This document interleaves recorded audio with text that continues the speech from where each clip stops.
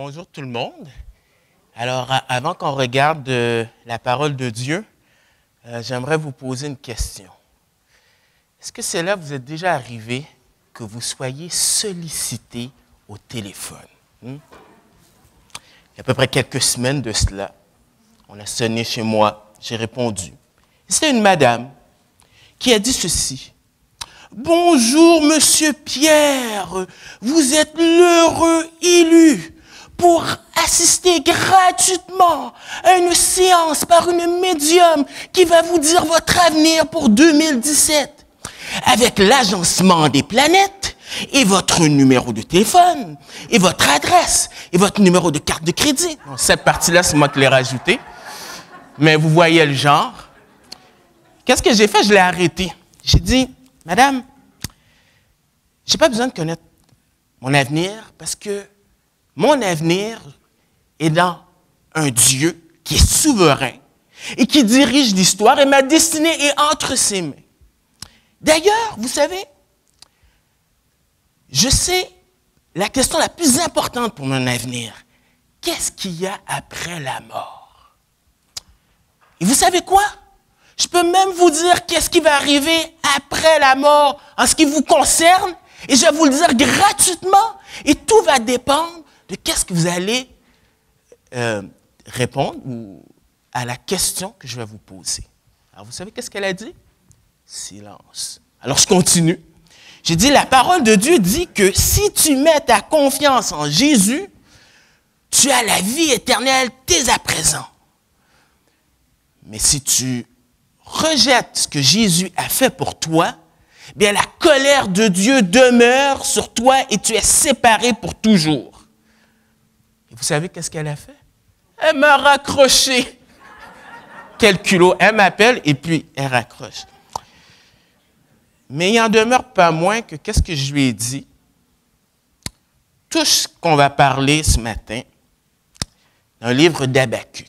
Alors, on termine cette merveilleuse série d'Habakkuk et je suis un peu curieux de savoir, est-ce qu'il y a des gens que c'était la première fois qu'ils lisaient ce livre-là ou qu'ils entendaient une prédication sur ça? Ne soyez pas gênés. Okay. Vous savez quoi? Qu'est-ce qui est merveilleux avec la parole de Dieu? Elle est toujours nouvelle. Donc, ça fait du bien de pouvoir la relire parce que c'est très d'actualité. Et ce matin, on parle d'un chant, d'un psaume, d'un cantique. Et lorsqu'on parle de cantique, on implique de la poésie, il y a des images, qui font en sorte que c'est difficile de traduire de l'hébreu au français. C'est pour ça que vous allez voir, selon vos Bibles, il y a différentes versions, différents versets que vous allez voir qui sont un peu différents. Moi, je vais lire dans la version Louis II, la version Colombe, mais vous pourrez comparer avec vos versions. Alors, je vais vous demander, si vous êtes capables, pour ceux qui sont capables, de vous lever debout, comme signe de respect pour la parole de Dieu. Et je vais lire, je vais prier, puis par la suite, vous pourrez vous asseoir. Alors, je lis. Habakkuk 3. Prière du prophète Habakkuk sur le mode des complaintes. Éternel, j'ai entendu ce que tu as annoncé. J'ai de la crainte, Éternel, devant ton œuvre. Accomplis-la dans le cours des années. Dans le cours des années, fais-la connaître. Mais dans ta colère, souviens-toi de ta compassion. Dieu vient de Théman. Le Saint vient de la montagne de Paran. Sa majesté couvre les cieux et sa louange remplit la terre. C'est comme l'éclat de la lumière. Des rayons partent de sa main. La voilà sa force cachée. Devant lui marche la peste. La fièvre sort sur ses pas. Il se dresse et prend la mesure de la terre. Il regarde et fait sursauter les nations. Les montagnes éternelles se disloquent et s'effondrent. Les collines antiques, les antiques sentiers. Je vois les tentes de Couchan réduites à néant. Les abris du pays de Madian frémissent. L'Éternel est-il irrité contre les fleuves? Est-ce contre les fleuves que s'enflamme ta colère, contre la mer, ta fureur, lorsque tu montes sur des chevaux, sur des chars de victoire? Ton arc est mis à nu, Tes serments sont les flèches de ta parole. Tu fends la terre par des fleuves, les montagnes te voient et tremblent. Une trompe d'eau passe, l'abîme fait entendre sa voix, il lève ses mains en haut. Soleil et lune s'arrêtent sur place à la lumière de tes flèches qui partent, à l'éclat fulgurant de ta lance. Tu parcours la terre avec fureur, tu écrases les nations avec colère. Tu sors pour le salut de ton peuple, pour le salut de ton Messie. Tu brises le fait de la maison du méchant. Tu la détruis de fond en comble. Tu perces de leurs propres flèches la tête de ces chefs qui se précipitent en tempête pour me briser en poussant des cris de joie comme s'ils dévoraient déjà le malheur en cachette. Tu as ouvert un chemin à tes chevaux dans la mer, dans un amas de grande eau.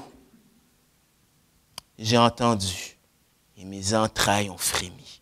À ce bruit, mes lèvres ont tremblé, mes os se dissolvent et sans bouger, je frémis d'attendre le jour de la détresse, où notre assaillant montera contre le peuple, car le figuier ne fleurira pas. Point de vendange dans les vignes. La production de l'olivier sera décevante. Les champs ne donneront pas de nourriture. Le petit bétail disparaîtra de l'enclos. Point de gros bétail dans les étables. Mais moi, j'exulterai en l'Éternel. Je veux trouver l'allégresse dans le Dieu de mon salut. L'Éternel, mon Seigneur, est ma force. Il rend mes pieds semblables à ceux des biches et me fait marcher sur les hauteurs. Au chef de chœur avec des instruments à cordes. Père éternel, merci pour ce merveilleux cantique. Mais permets que ce qu'Habakkuk a expérimenté, nous puissions l'expérimenter. Merci parce que par ta parole est encore plus certaine que même une vision qu'on verrait. Mais permets que cette parole puisse porter du fruit dans nos vies. Pardonne nos iniquités, enlève les bouchons dans nos oreilles et que tu puisses te glorifier encore ce matin. Dans le précieux nom de ton Fils Jésus. Amen. Merci, vous pouvez vous asseoir.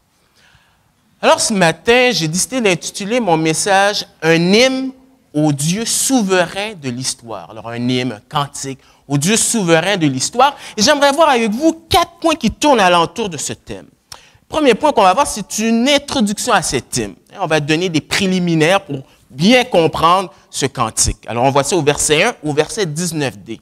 Ensuite, on va voir au verset 2, on va voir une prière qui est adressée à ce Dieu souverain de l'histoire.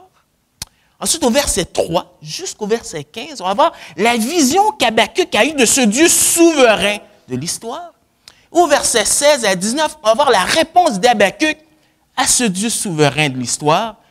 Et on va terminer avec une application pour nous ce matin. Alors, contexte de cet hymne. Alors, comme je l'ai dit, c'est un chant. Et quand on parle de chant dans la Bible, il y a la poésie hébraïque. Et la poésie, normalement, qu'est-ce qui caractérise ce genre de poésie? Ce n'est pas comme nos poésies à nous, nécessairement, mais c'est des parallélismes. C'est-à-dire qu'on dit quelque chose dans une phrase, on le dit d'une autre façon. Mais dans la Bible, il y a différents types de parallélismes. Et dans le chapitre qu'on vient de regarder ensemble, il y a différents types de parallélismes. Donc, je vais juste vous en donner quelques-uns pour que vous voyez les nuances. Par exemple, au verset 3, on a ce qu'on appelle un parallélisme de comparaison. Regardez bien la comparaison. Dieu vient de Théman. Alors, Théman, c'est en Édom, une région connue. Ensuite, le saint vient de la montagne de Paran, c'est-à-dire dans le désert. Alors, on a un parallélisme de comparaison. Ailleurs, au verset 12, on a un parallélisme qui fait ressortir ce qui est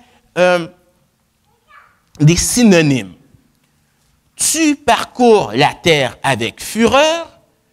Tout de suite en dessous, tu écrases les nations avec colère. Alors, parallélisme, synonyme, fureur, colère, terre, nation.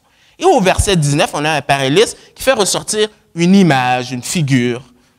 Il rend mes pieds semblables à ceux des biches et me fait marcher sur les hauteurs. Alors, je vous dis ça juste pour que vous puissiez vous familier lorsque vous allez lire des psaumes pour remarquer ce genre de parallélisme. Et dans le contexte que j'aimerais regarder avec vous, il y a une préface liturgique. Alors, je lis pour vous le verset 1 à nouveau. Prière du prophète Habakkuk sur le mode des complaintes. Alors, la première chose qu'on voit, c'est qu'Habakkuk fait une prière. Et sa prière est à la suite des paroles que Dieu a prononcées au chapitre 2. Alors déjà là, on a un modèle de qu'est-ce qui est une relation avec Dieu. Hein? Souvent, on aime dire que nous, les évangéliques, nous avons une relation avec Dieu. Mais comment tu définis cette relation? Bien, la Bible dit, Dieu parle par sa parole et nous communiquons avec Dieu avec nos prières.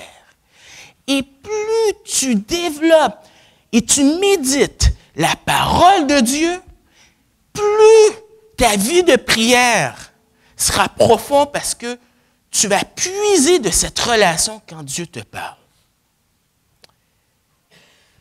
Habakkuk est un prophète, un porte-parole. Mais même si dans le Nouveau Testament, nous ne sommes pas des prophètes, mais nous sommes des ambassadeurs et dans notre lieu de travail, nos voisins, nos amis, nous sommes appelés à pouvoir défendre notre foi et communiquer cette relation. Mais si ta relation n'est pas développée et n'est pas approfondie, qu'est-ce que tu vas dire de Dieu? Alors Habakkuk, on le voit, il prie. Mais ce n'est pas juste une prière. C'est une prière qui est une composition musicale. Alors, vous voyez, dans ma version, on dit sur le mode des complaintes. Et dans d'autres versions, on a sur le ton des lamentations ou sur le mode lyrique. C'est une chanson. On ne sait pas trop qu'est-ce que c'est puisqu'on n'a pas les notes, mais on a des indices, par exemple, à la fin du verset 3, à la fin du verset 9, à la fin du verset 13, on a pause qui est écrit. En hébreu, je pense que c'est Sélah. On n'est pas trop sûr. Il y a certaines personnes qui pensent que peut-être c'est le temps de réfléchir à qu'est-ce qu'on chante. Et ça, je trouve ça pertinent parce que c'est très facile de chanter et vraiment d'être embarqué par les émotions sans prendre le temps de réfléchir aux paroles. Il y a quelques années de cela, il y a une artiste québécoise, chrétienne, qui a sorti un disque et une de ses chansons, c'est « Descends, Saint-Esprit, descends ». Alors, tu entends « Descends, Saint-Esprit, descends ». Et puis là, je me suis dit « Oh, un instant ». La Bible dit que si je mets ma confiance en Jésus, eh bien, le Saint-Esprit est en moi. Je suis, comme on l'a chanté, le temple du Saint-Esprit. Alors, pourquoi elle dit « Saint-Esprit, descends » ? Alors, quoi qu'il en soit, c'est quand même bien de cultiver vraiment ce réflexe quand on chante, eh bien, de prêter attention aux paroles. Mais Habakkuk vit une expérience, il veut la partager aux autres. On le voit à la fin de son chapitre, au verset 19, je lis pour vous, au chef des chœurs avec des instruments à cordes. Alors, c'est un hymne joué dans une chorale. Habakkuk veut exprimer et intercéder aussi pour le peuple. Et même si au chapitre 1, on a vu que dans Juda, les gens sont corrompus, il y a un reste de personnes qui est fidèle à Dieu. Et il lit là-dessus quand Dieu lui a dit, il y a 7000 prophètes qui n'ont pas plié les genoux devant Baal. Et quand tu lis la révélation de Dieu, tu vois que Dieu a toujours conservé un peuple qui est fidèle. Et Habakkuk, ce qu'il veut faire, c'est qu'il veut expérimenter, il veut partager ce qu'il a expérimenté, ce qu'il est en train d'expérimenter avec Dieu. Je le comprends un petit peu. J'ai eu le privilège de grandir dans une famille chrétienne et dans la première église que je fréquentais, eh bien, on avait un culte pour les enfants. On descendait tout petit. Ma sœur jouait de la guitare, mon frère. On chantait, on est tout petit, puis on chante. Et puis un jour, quand j'étais en secondaire 4, je me suis trouvé dans une situation de crise. C'était l'examen du ministère pour la physique. À cette époque-là, en tout cas, je ne sais pas si ça a changé, mais quand tu échoues à ton examen du ministère, bien, tu échoues ton année. Et je voulais rentrer au cégep en sciences. Alors, j'étais stressé vraiment. Et je me suis rappelé de cette mélodie. Un cantique avec ce refrain qui disait, nous crions SOS, SOS, SOS, Seigneur, il faut agir. Nous crions SOS, SOS, SOS, nous risquons de périr. Debout, Jésus leur dit, le temps va se calmer, car les vents et la mer me sont aussi soumis. Et toi, si effrayé, ta foi a-t-elle sombré? Quand je suis avec toi, la peur s'en va aussi. Et je peux vraiment vous dire de façon instantanée, il y avait la paix. Et c'est ce qu'Habakkuk veut faire dans ce cantique. Il veut qu'on ressort ce matin en expérimentant que le Dieu qui est souverain de l'histoire, c'est notre Dieu aussi. Mais pour ça, c'est accompagné d'instruments. Parce que la musique, ce n'est pas neutre, ce n'est pas vrai. Ça peut t'influencer. Mais quand c'est juxtaposé avec des paroles bibliques bien agencées, c'est puissant comme exhortation. Alors ça, c'est le contexte. Il faut le voir comme ça. Et pas simplement dire, bah, c'est un chant, puis ça s'arrête là. Alors, deuxième chose qu'on va voir, c'est la prière en présence du Dieu souverain de l'histoire. Alors, Habakkuk dit ceci au verset 2, « Éternel, j'ai entendu ce que tu as annoncé, j'ai de la crainte éternelle devant ton œuvre. » Prélude à la prière. Avant qu'il prie, qu'est-ce qu'on apprend? On apprend qu'il a reçu le message. Il y a une confirmation du message. Oui, je t'ai entendu ce que tu as annoncé. Mais qu'est-ce qu'il a annoncé?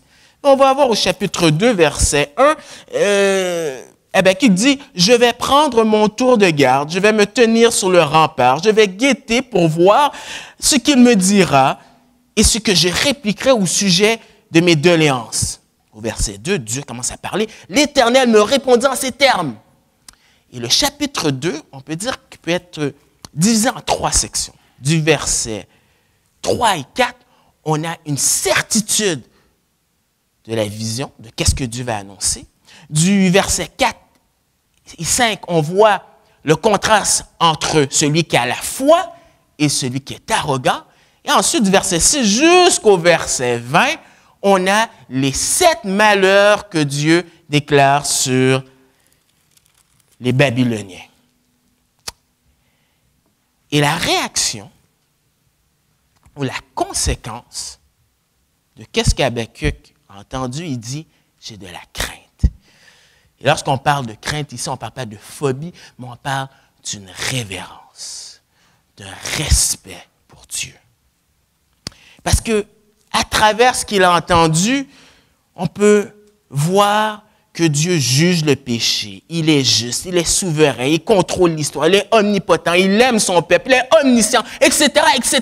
Et la réaction d'Habakkuk, c'est « Wow! » Il change d'attitude. Il change d'attitude et quand il prie, il a un but précis. Il donne 3 requêtes. La première, accomplis-la dans le cours des années. Même s'il le dit à l'impératif, c'est comme un cri de supplication. Interviens, agis. Dans l'original, c'est faire revivre. Mais fais ce que tu dois faire selon ton plan. On ne sait pas quand tu vas intervenir, mais quand tu vas intervenir, agis. Deuxième chose, il dit, dans le cours des années, fais-la connaître. Et ici, dans l'original, connaître, ce n'est pas juste intellectuel. C'est-à-dire, il y a une intimité. En d'autres mots, Habakkuk, pour sa prière, c'est que quand Dieu va intervenir, que le peuple réalise que c'est Dieu qui intervient. Parce que des fois, Dieu intervient et les gens ne réalisent pas. Par exemple, dans le psaume 106, verset 7, voici ce que le psalmiste dit. « Nos pères en Égypte n'ont pas discerné tes miracles. Ils ne se rappellent pas la multitude de tes actes bienveillants. Ils furent rebelles près de la mer, près de la mer des joncs. Des fois, quand on vit une crise, on a l'impression que Dieu n'est pas là. Et après, avec du recul, on peut regarder en arrière et dire « Hey, Dieu était en train d'agir. » Je me souviens de ça quand on a déménagé, Lisa et moi, du Nouveau-Brunswick pour venir au Québec. Et puis, notre première maison à Terrebonne, à cette époque-là, je travaillais pour Bell. Et c'était Lisa qui était en charge de trouver la maison. Alors, mon seul critère, c'était « S'il y a un toit, je suis d'accord. » Et elle m'appelle, elle me dit « J'ai trouvé la maison. » Et elle devait visiter plusieurs maisons, mais c'était la première maison. Elle a dit « Non, c'est celle-là. » Et vous savez quoi? Cette maison, où est-ce qu'on se trouve, était à juste 5 minutes des 2 écoles primaires pour nos enfants. Et c'est les seules écoles de la région qui a des classes adaptées pour les autistes. Il y a des gens qui viennent de Repentigny, d'ailleurs, pour venir, et nous, on est juste à côté. Et avec du recul, je dis, « Wow, Seigneur, tu as agi. » Et c'est ça la requête d'Habakkuk. Mais il continue une 3e requête, c'est « Mais dans ta colère, souviens-toi de ta compassion. » Parce qu'il sait que le jugement va venir. Mais il demande à Dieu de se rappeler, de faire grâce. Et ça, c'est notre histoire aussi. Parce que Dieu a eu compassion de nous. Parce que l'Épître aux Romains dit que lorsque nous étions encore pécheurs, Christ est mort pour nous. Ésaïe dit que Dieu, le Père, a frappé le Fils. Pour nous, il a eu de la compassion. Quand on voit ça, il y a une attitude complètement différente du chapitre 1 et du chapitre 2. Parce que le chapitre 1 et le chapitre 2, Habakkuk, on voit qu'il veut revendiquer des choses à Dieu. Dieu, c'est pas normal, c'est pas juste, agit de cette façon. Et quand Dieu n'agit pas de cette façon, il est fâché. Et puis il y a un argument avec Dieu. Et là, c'est un homme qui a changé complètement de paradigme, qui a changé complètement.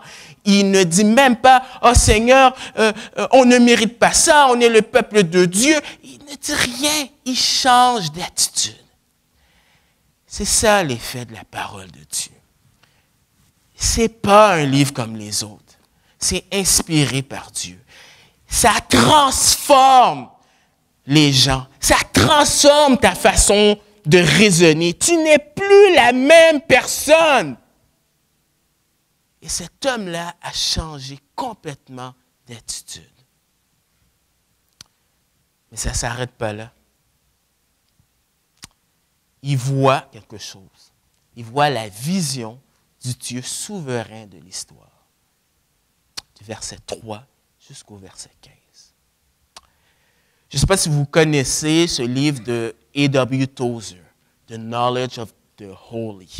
Je ne sais pas si ça a été traduit en français, je ne sais pas si on l'a à la bibliothèque, mais c'est un classique. Et qu'est-ce que Tozer dit? La chose la plus importante d'un individu, qu'est-ce qui définit quelqu'un? C'est qu'est-ce qui vient dans sa tête, dans ses pensées, lorsqu'il pense à Dieu. Tozer va dire, dis-moi ce que tu penses de Dieu et je vais te dire quel genre d'individu tu es.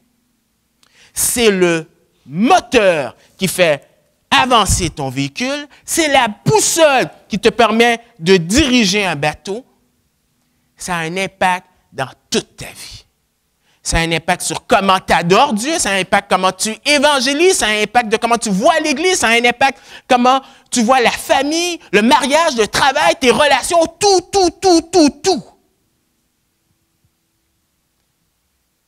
Et Habakkuk voit ce qu'on appelle une théophanie, c'est-à-dire une manifestation de Dieu, mais des fois, vous savez, les mots sont tellement faibles. Donc, il va utiliser de la poésie, il va utiliser des images pour montrer comment Dieu est tellement grand pour que nous puissions faire « Wow! » Et cette théophanie, cette vision, c'est l'intervention de Dieu dans l'histoire à travers son peuple, pour servir d'encouragement par rapport à l'avenir.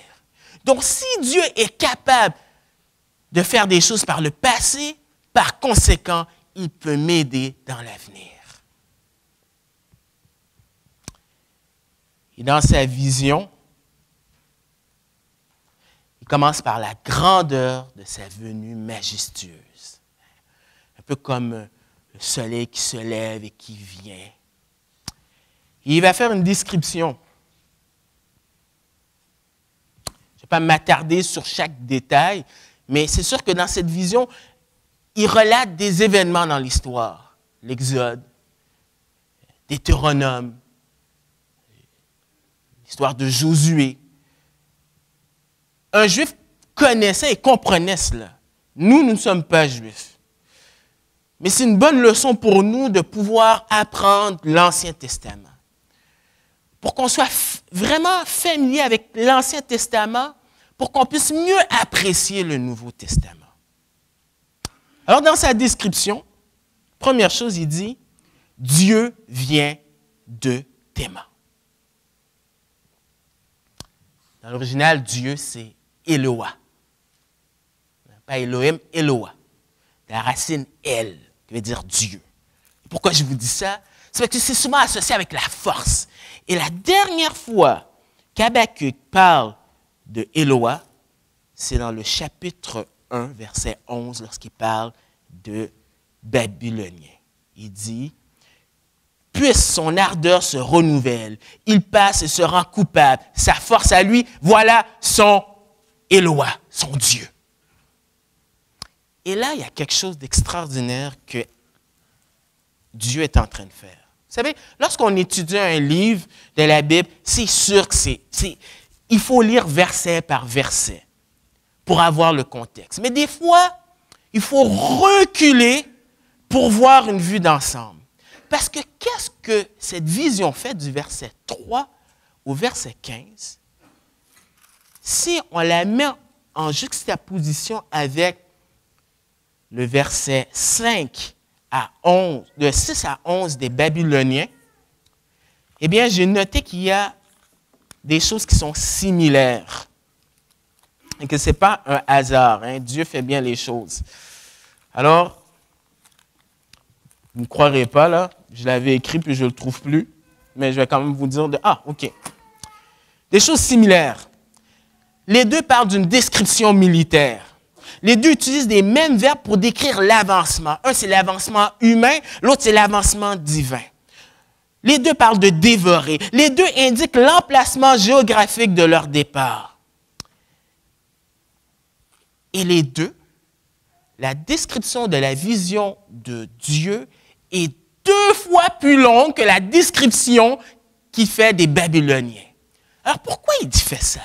Il ne fait pas juste ça pour épater Habakkuk. Il y a une leçon didactique. Ce qu'il veut nous enseigner, c'est aussi formidable que sont les Babyloniens, aussi incroyables qu'ils sont, ils ne sont rien devant Dieu. Et on peut transposer ça pour nous. Aussi grand que ce soit nos épreuves, aussi intimidantes que soient nos épreuves, c'est rien devant Dieu qui est encore plus grand que toutes nos épreuves. Alors il poursuit sa description, il dit « Le saint vient de la montagne de Paran. » Saint, mis à part. La perception de qui est Dieu, c'est ceci. Mis à part, il y a une séparation. Ça, c'est Dieu. Ça, c'est nous. Toutes nos religions, toutes nos œuvres ne fait pas avancer. Mais qu'est-ce que la Bible dit? C'est ce Dieu saint est venu. Forme d'homme. Jésus. Parce que de nous-mêmes, on ne peut pas accéder à ce Dieu saint. Ce Dieu saint vient de la montagne de Paran. Troisième description, sa majesté couvre les cieux et sa louange remplit la terre. Sa majesté. Intéressant qu'à l'époque d'Habakkuk, on croit que c'est à la fin du 7e siècle, le roi Josias est mort, c'est probablement ses fils, peut-être même que le royaume est sous la domination peut-être des Égyptiens avant que Babylone arrive, mais le véritable roi demeure toujours. C'est lui qui fait lever les nations et qui descend. Il est le roi de tout l'univers. Et avec Dieu, vous savez, il n'y a pas de démocratie. C'est une théocratie. Il y a un seul vote qui compte et c'est celui de Dieu. Il poursuit. Il dit, c'est comme l'éclat de la lumière. Comme. Décrire Dieu, il n'y a pas de mots. Alors peut-être que c'est l'histoire lorsque Moïse a vu Dieu, ou du moins il s'est caché pour voir la gloire de Dieu passer derrière son dos. Peut-être que c'est quand Moïse est descendu après avoir été en contact avec Dieu. Mais il dit c'est comme la lumière, l'éclat de la lumière. Est-ce que vous avez déjà vu une éclair qui... C'est comme si toute l'obscurité, tout d'un coup, on voit une lumière brillante. On dit des rayons partent de sa main, la voilà, sa force cachée. Et malgré tout ça, Dieu est un Dieu qu'on ne peut pas accéder. Mais dans Jean 1, chapitre, verset 18, on nous dit ceci. Personne n'a jamais vu Dieu. Dieu, le Fils unique qui est dans le sein du Père, lui, l'a fait connaître. Sa description amène aussi à des effets.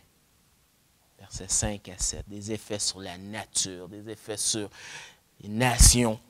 On dit au verset 5, devant lui marche la peste. Donc, on voit le jugement devant et la fièvre sort sur ses pas, les conséquences par la suite. Peut-être est-ce qu'il parle de l'Exode.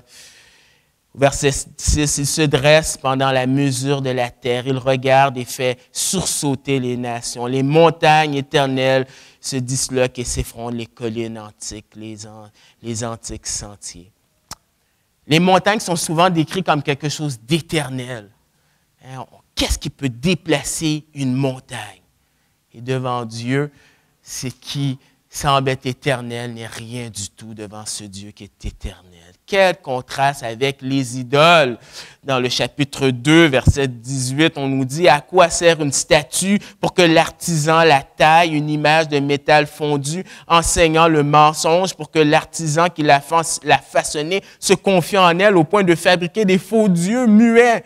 Malheur à celui qui dit au bois, lève-toi, à la pierre silencieuse, réveille-toi. Enseigne-t-elle, la voilà plaquée d'or et d'argent, mais en elle, pas le moins d'esprit. » Quel contraste. Quand Dieu vient, il y a des effets. Au niveau des nations, au niveau de la nature. Mais Habakkuk voit quelque chose d'autre aussi. Il voit la puissance du guerrier souverain. Versets 8 à 15.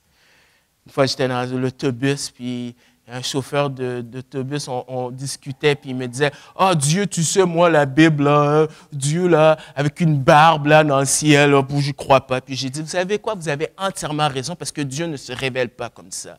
Et Dieu n'est pas non plus le Père Noël, il n'est pas non plus un bonbon. Mais un des attraits de Dieu, on voit que c'est un guerrier. » Au verset 9, on dit, « Ton arc est mis à nu, tes serments sont les flèches de ta parole. » C'est-à-dire, il est sorti, il se prépare pour la guerre. On voit la puissance de ce guerrier souverain sur la nature. Marquez le nombre de fois qu'il parle d'eau. L'Éternel est-il irrité contre les fleuves? Est-ce contre les fleuves que s'enflamme ta colère, contre la mer ta fureur, lorsque tu montes sur tes chevaux, sur tes chars de victoire. Au verset 9, on dit, tu fends la terre par des fleuves, les montagnes te voient et tremblent, une trompe d'eau passe, l'abîme fait entendre sa voix. Quand la nature se déchaîne, c'est là qu'on réalise qu'on n'est pas si puissant que cela. Et on n'a pas besoin de regarder les nouvelles pour voir des ouragans et des tsunamis pour voir ça. On a juste besoin de regarder à l'est de notre province, au Nouveau-Brunswick. Parce que ma belle-sœur m'a appelé et m'a dit, le paysage est complètement ravagé. Du verglas, tout est immobilisé. Et on voit que Dieu n'est pas irrité contre la nature, mais il utilise la nature pour montrer que c'est un instrument de sa grandeur et de sa puissance. Dieu est capable de dompter l'indomptable. Ça, c'est le Dieu qui est souverain, son nature. Verset 11, pour un moment faisant référence à Josué, au chapitre 10, versets 12 et 13, on dit « Le soleil et la lune s'arrêtent sur place à la lumière de tes flèches qui partent à l'éclat fulgurant de ta lance. » Mais pourquoi Dieu est présenté comme un Dieu guerrier souverain? C'est pour délivrer son peuple de ses ennemis. Verset 12. Tu parcours la terre avec fureur, tu écrases les nations avec colère. Tu sors pour le salut de ton peuple, pour le salut de ton Messie. Dieu intervient en notre faveur. Et le verset 13 a fait couler beaucoup d'encre. Alors, est-ce que Messie veut dire peuple? Est-ce que Messie veut dire roi? Alors, en gros, les commentateurs ont dit que ça représente le peuple. Il y en a qui disent non, ça représente Jésus. Et qu'est-ce qui est intéressant, c'est que littéralement, dans l'hébreu, on dit pour Yeshua, ton oint. Quand même intéressant. Le 30 avril 2007, dans le Israel Today, il y a un rabbin qui avant de mourir, il a écrit quelque chose, puis il a dit de simplement l'ouvrir après sa mort. Et il mentionnait que c'était allusion à cela. Alors, je trouvais ça intéressant, mais ce qui est important de réaliser, c'est que Dieu vient pour délivrer son peuple. Et là, qu'est-ce qu'il fait? Eh bien, il est en train de commémorer cette délivrance-là, comment Dieu intervient. On dit au verset 13, « Tu brises le fait de la maison des méchants. » Donc, il donne un coup mortel une fois pour tout. Tu la détruis de fond en comble. Verset 14, il dit, « Tu perces de leurs propres flèches la tête de ces chefs qui se précipitent en tempête pour me briser, en poussant des cris de joie comme s'ils dévoraient déjà le malheureux en cachette. » En d'autres mots, il est en train de décrire comment les ennemis étaient tellement sûrs, ils anticipaient la victoire. Ah, ça va être facile. Un peu comme les Égyptiens quand ils venaient dans Exode 14 pour venir récupérer le peuple. Et alors Dieu intervient. Tu as ouvert un chemin à tes chevaux de la mer dans un amas de grande eau. Alors Dieu est intervenu. Wow! Alors, après avoir vu cette vision de ce Dieu souverain de l'histoire, c'est quoi la réponse d'Habakkuk à cela? Versets 16 à 19. L'anxiété. J'ai entendu et mes entrailles ont frémi. À ce bruit, mes lèvres ont tremblé, mes os se dissolvent et sans bouger, je frémis d'attendre le jour de la détresse où notre assaillant montera contre le peuple. La Bible est honnête et présente des personnes qui sont honnêtes devant Dieu. Il y a cette tension que même si Habakkuk sait que Dieu est souverain, ça n'empêche pas qu'il a peur. Parce qu'il sait très bien que le jugement est inévitable. Il voit venir ce désastre. Il ne sait pas quand, mais il sait que cela va venir. Et des fois, tu as cette tension dans les psaumes. Si vous avez les psaumes, vous voyez des fois le psalmiste qui est plein de confiance et qui doute. Et là, il revient à avoir confiance et il doute. Et on voit ça. Et l'anxiété, bien, on voit les symptômes qui sont physiques. Vous savez, quand vous êtes nerveux, quand j'étais au secondaire, j'avais une phobie d'échouer des examens et j'avais des migraines. Et là, quand vous avez des migraines, c'est affreux, vous vomissez, tout ça. Mais tout ça, c'était dû à cause du stress. Et on voit un homme qui est stressé. Mais aussi parce que... Oh, j'avance, si tu peux avancer, Lise. On voit un désastre économique, car le figuier ne fleurira pas.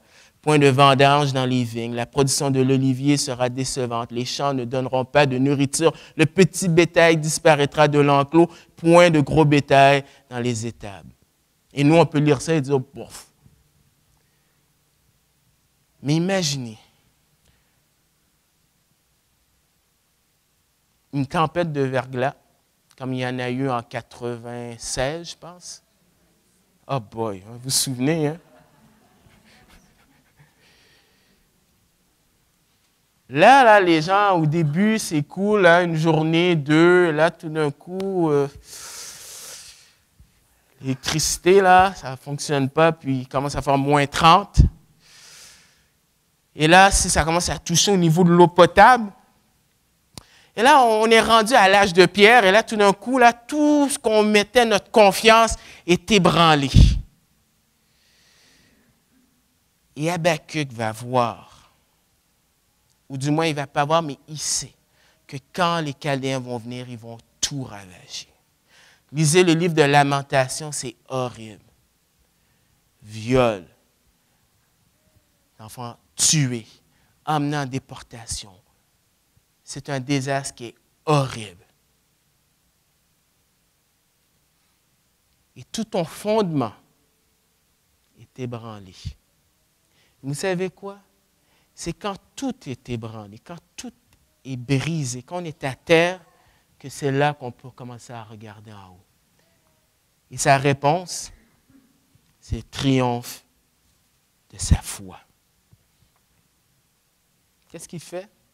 Il met en application dans sa vie le chapitre 2, verset 4. Chapitre 2, verset 4, c'est « Voici que son âme est enflée, elle n'est pas droite en lui, mais le juste vivra par sa foi. »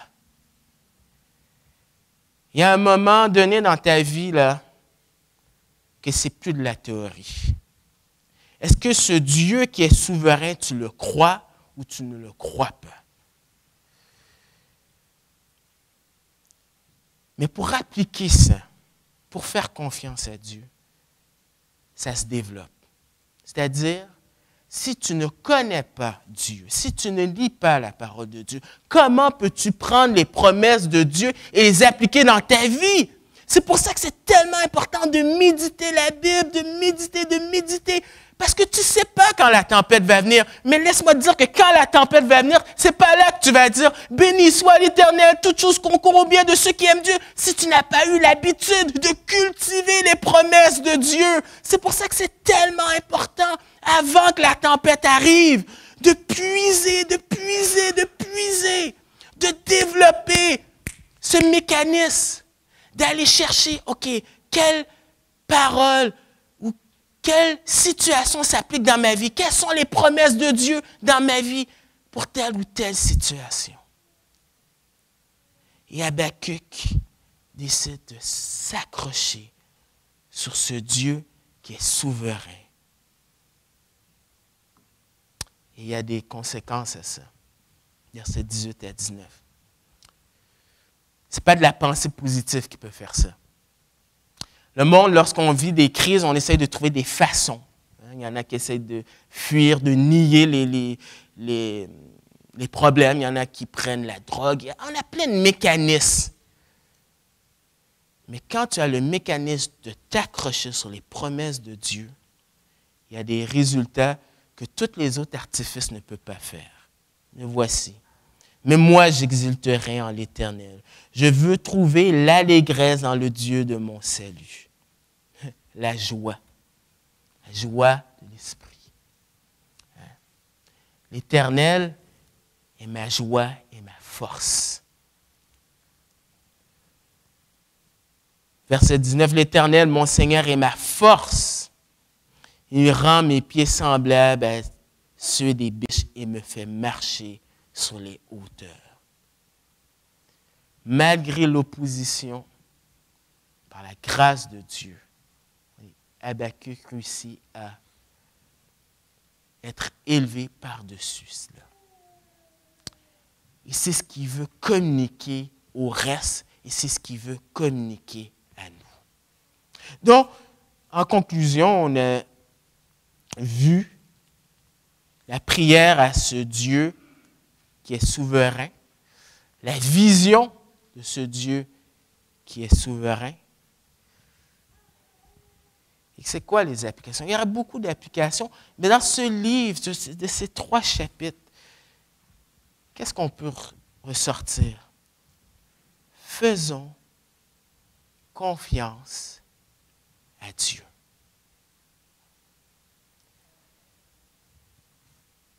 Le livre d'Habakkuk commence avec un thème que tout le monde se parle. Si Dieu est bon, pourquoi il y a de l'injustice?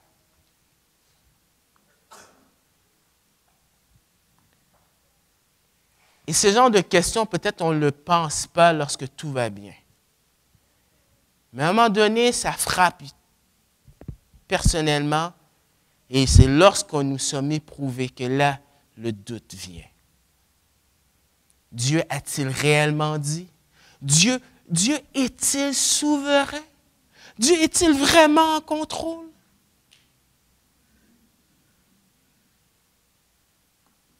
Nous devons faire confiance en implorant la sagesse et la soumission aux circonstances. Ce n'est pas être fataliste, mais c'est de faire sa confiance en mettant notre confiance en Dieu en disant, écoute, je ne suis pas Dieu. Je ne peux pas contrôler cette situation. Mais je veux me soumettre à toi. Donne-moi de la sagesse. Comment devrais-je me comporter dans telle ou telle situation? Puisqu'on a tous des épreuves différentes, dont l'application sera peut-être différente. Jacques dit de demander de la sagesse, justement, quand vient l'épreuve. Et apprenons que toutes les voies de Dieu sont sages et parfaites. Et des fois, on peut se dire, comme Habakkuk, on ne comprend pas. Pourquoi il y a ceci? Pourquoi il y a cela dans ma vie? Pourquoi de l'injustice? Etc., etc. Et on ne comprend pas. Et c'est normal parce que nous ne sommes pas Dieu. Mais la parole nous laisse un exemple pour nous montrer, parmi tant d'autres, comment les voies de Dieu ne sont pas nos voies. Celle de Matthieu 26, versets 51 et 54. Et Matthieu 26, c'est l'arrestation de Jésus. Et les gens qui disent, Dieu, tu ne sais pas qu'est-ce que c'est de souffrir sur terre et de vivre l'injustice. Mais c'est bidon, cette excuse-là. Parce que Dieu est venu sur terre, il a vécu parmi les hommes et il sait qu'est-ce que c'est. Alors, Matthieu 26, verset 51. Alors, Judas est venu, et puis, bon, les Romains viennent pour prendre Jésus. Et un de ceux qui étaient avec Jésus étendit la main, tira son épée, frappa le serviteur du souverain sacrificateur et lui emporta l'oreille. Alors, il veut défendre Jésus, Pierre. Alors Jésus lui dit, remets ton épée à sa place, car tous ceux qui prendront l'épée périront par l'épée. Penses-tu que je ne puisse pas invoquer mon Père qui me donnerait à l'instant plus de 12 légions d'anges? Et en passant dans le livre de Rois ou de Chroniques, il a fallu juste un ange pour exterminer toute une armée d'Assyriens. Et là, on pourrait dire, ben oui, c'est logique. Et pourtant, verset 54, comment donc s'accompliraient les Écritures d'après lesquelles il doit en être ainsi? Dieu a décidé de mourir pour que nous ayons la vie. Ça ne fait aucun sens pour nous. Mais avec du recul, on peut dire, « Wow, Seigneur, tes voies ne sont pas nos voies. » Ainsi se termine ce merveilleux livre d'Habakkuk. Et j'aimerais qu'on puisse prendre le temps de prier. Prier pour être reconnaissant de ce Dieu qui est en contrôle.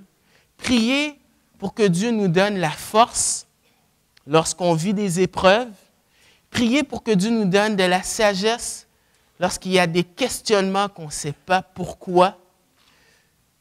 Priez pour votre situation que vous connaissez. Et quand tu as une relation avec Dieu, ce qui est merveilleux, c'est que Dieu veut qu'on lui parle. Alors, prenons le temps de le faire par des prières courtes, comme dit Philippe, pour laisser le temps aux gens de pouvoir prier. Et vous savez, quand vous priez pour Dieu, à Dieu, mais ça fait tellement du bien au peuple de Dieu, parce qu'on est appelé à s'exhorter, à s'encourager. Donc, j'aimerais qu'on puisse prendre ce temps-là pour prier, et puis je clôturerai avec la prière finale. Seigneur, merci. Merci parce que des fois, on ne voit pas le bout du tunnel. Puis on se dit, on a peur. Mais merci parce que tu nous rappelles ce matin que tu es à l'œuvre depuis le début pour ton peuple. Seigneur, permets que je puisse m'accrocher, que nous puissions nous accrocher sur tes promesses, que tu es avec nous jusqu'à la fin du monde.